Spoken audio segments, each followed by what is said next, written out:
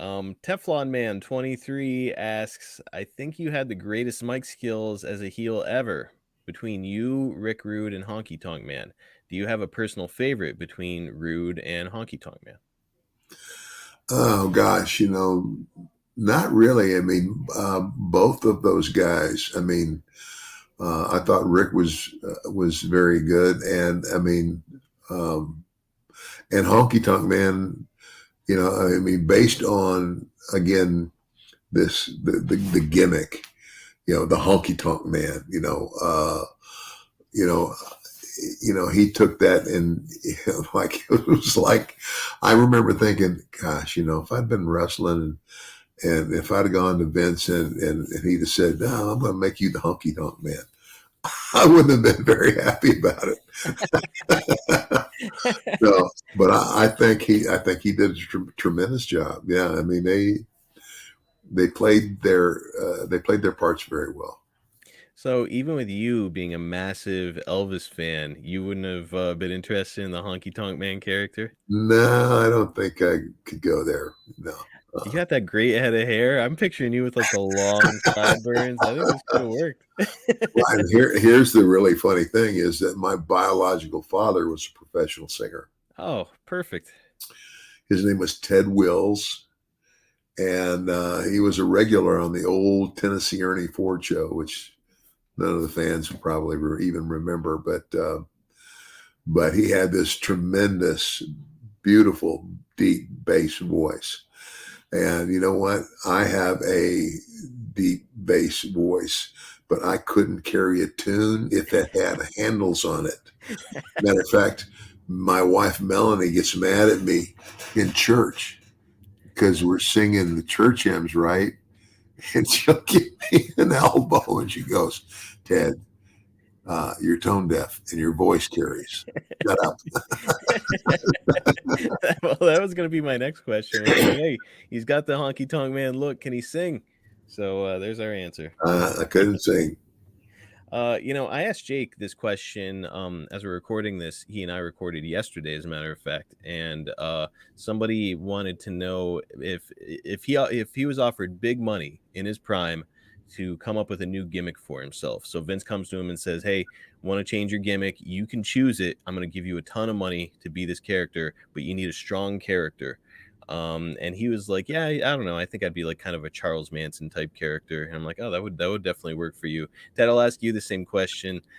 Big money on the line. Vince is like, "Hey, I know the $1 Million Man thing has been great, but I want to change your gimmick. What character would you choose for yourself? Is there anything that sticks out?" What I like, in other words, I'm still a heel.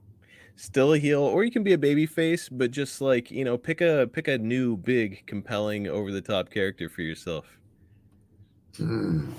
Wow. Yeah.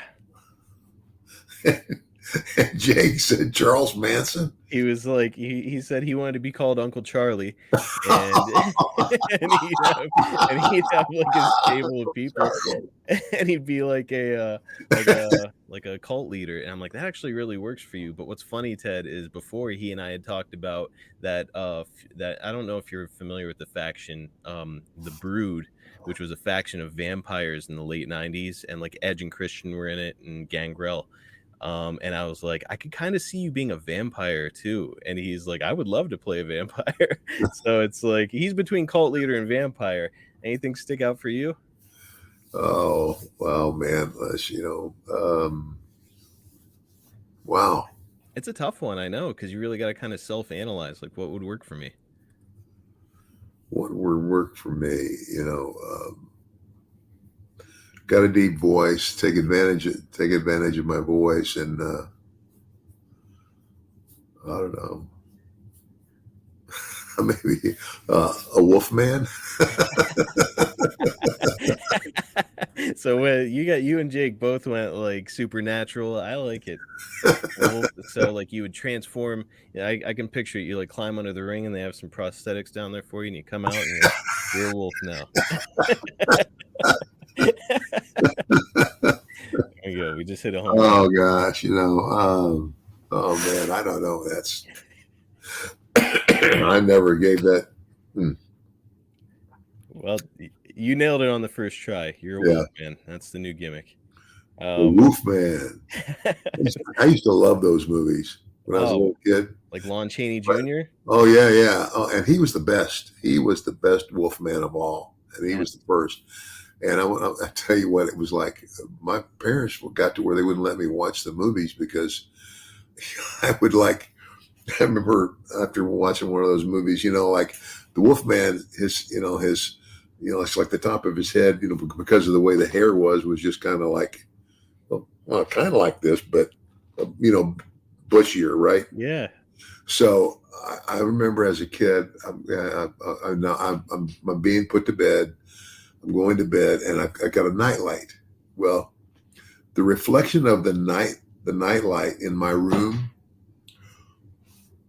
on the headboard, it made a shadow on the ceiling that looked like that, The you know, Wolfman's head. like yeah, like just the top of the Wolfman's head. It's, as you're a little kid like that, oh my gosh, he's at the foot of my bed. He's going to get me. So your parents are And like, so okay. yeah, I go running to my mom and my dad, and they go, "That's it. No more scary movies for you, pal." Well, it's a perfect tie-in for your new character. I'm gonna make some calls and see if I can get you booked on the indies as the Wolfman.